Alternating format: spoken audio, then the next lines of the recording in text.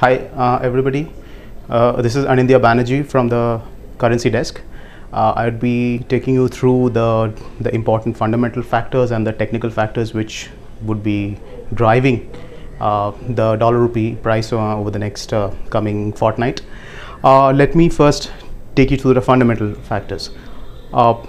We believe that the Indian rupee would be driven by an interplay of three key factors. One, it would be the global liquidity.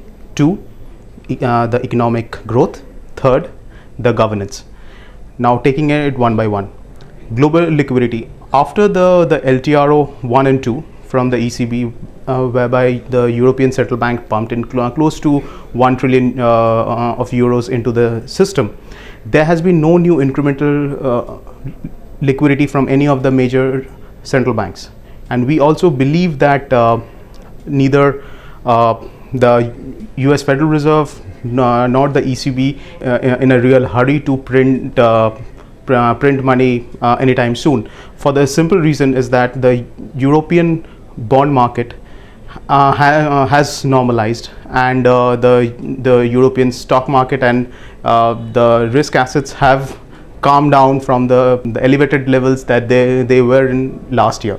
And coming to the US, we have seen that the US economic data improves significantly over the last 1 quarter, especially between the month of January to February. And though we had seen some slippages come in from the month of March, especially on the job front, on the housing numbers, they have started to become weak. But we believe the Federal Reserve at this point won't be in a hurry to print, because unless and until the US economic data deteriorates significantly, which will take time for that to happen, Fed won't be able to justify another round of monetary easing at this point.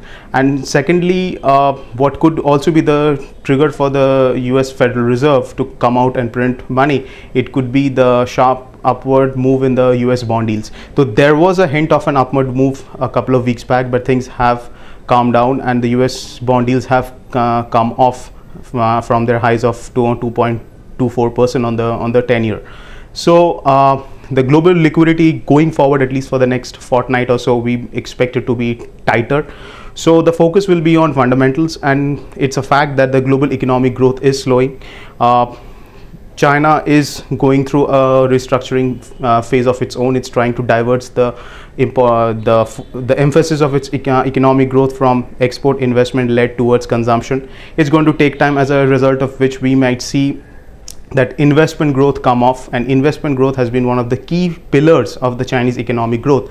If that comes off, Chinese economic growth would slow. That's our belief in the coming quarters, which means that the other key pillars of the global economy, Eurozone is in its it's also trying to deleverage, trying to reduce its debt, trying to reduce its budget deficit of the governments. So there also consumption would be lower, investment would be lower, which means economic growth would be much slower.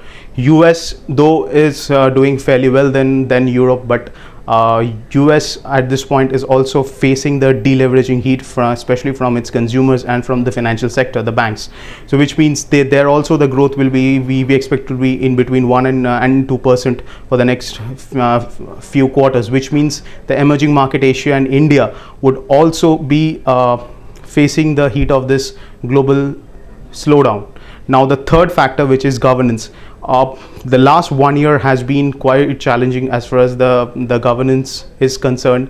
There have been a number of scams. There have been